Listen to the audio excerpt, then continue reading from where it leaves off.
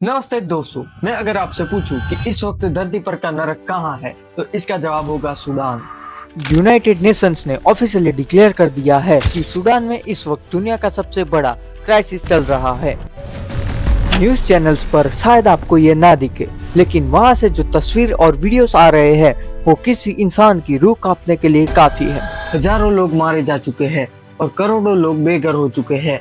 आखिर 2025 में ये सब क्या हो रहा है और इसके पीछे की असली वजह क्या है? याले यूनिवर्सिटी की ह्यूमैनिटेरियन रिसर्च लैब ने सूडान के अल फैजर शहर की सैटेलाइट इमेज रिलीज की। इन इमेजेस ने दुनिया को हिला कर रख दिया है।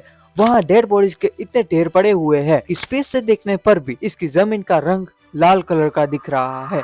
और रिपोर्ट्स में साफ साफ लिखा हुआ है कि वहाँ के नॉन अरब लोगों का सफाया हो रहा है। तो आइए चलते हैं इसकी गहराई में। पूरे खेल को समझने के लिए हमें सूडान की लोकेशन देखनी होगी। मैप पर देखें तो इजिप्ट के ठीक नीचे है सूडान। यहाँ की 95% पॉपुलेशन मुस्लिम्स है, जिनमें से ज्यादातर सुन्नी मुस्लिम्स है। लेकिन यहाँ जो लड़ाई चल रही है वो धर्म की नहीं। देश की 5 करोड़ की आबादी में 70% लोग अरब मुस्लिम्स है और 30% लोग अफ्रीकन ट्राइब्स से आते हैं। दोस्तों, ग्रुप्स का धर्म एक है, लेकिन इनके बीच नफरत बहुत पुरानी है। लोग ऐसा कहते हैं कि सूडान एक गरीब देश है, लेकिन ये झूठ है। सच ये है कि सूडान को लूटा गया है क्योंकि कुदरत ने इसे गोल्ड दिया। सूडान ये अफ्रीका का थर्ड सबसे बड़ा गोल्ड प्रोड्यूसर है। यहाँ हर साल लगभग 60,000 किलो सोना निकलता है। सूडान की किस्मत में हमेशा से तानाशाही राज रहा है और सबसे डिक्टेटर का नाम है जनरल ओमार अल बशीर। उन्होंने 1989 में सत्ता को हटियाई थी और पूरे 30 साल तक राज किया। उनके तेनूर में करप्शन और सिविल वॉर आम बात थी। 2011 में इसी वजह से देश टूट गया और साउथ सूडान अलग हो गया। 2019 में लोगों का गुस्सा, मैसिव प्रोटेस्ट और बशीर को हटा दिया गया और लोगों को ऐसा लगा कि अब डेमोक्रेसी आएगी। लेकिन तभी एंट्री होती है मिलिट्री जनरल की, जिन्होंने रिवॉल्यूशन को हाईजैक कर दिया।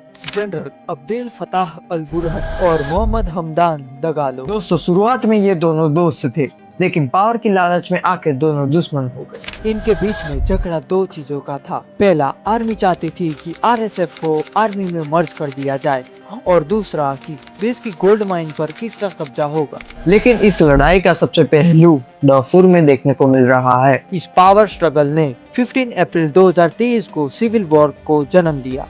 अभी के लेटेस्ट मैप के हिसाब से वेस्टर्न सूडान पर आरएसएफ का कब्जा है और नॉर्थ ईस्ट सूडान पर आर्मी का कंट्रोल है। देश पार्टिकली दोनों हिस्सों में बढ़ चुका है। लेकिन सवाल ये आता है कि ये वॉर रुक क्यों नहीं रही? लेकिन आग में घी डालने का काम बाहर के देश कर रहे हैं। यूएई रिपोर्ट के मुताबिक इन पर आरोप है कि डगालो की आरएसएफ को वेपन और चाइनीज ड्रोन सप्लाई कर रहे हैं और बदले में गोल्ड ले रहे हैं। रशिया ग्रुप ये आरएसएफ को मिसाइल्स दे रही है। ईरान एंड इजिप्ट ये आर्मी को सपोर्ट कर रहा है।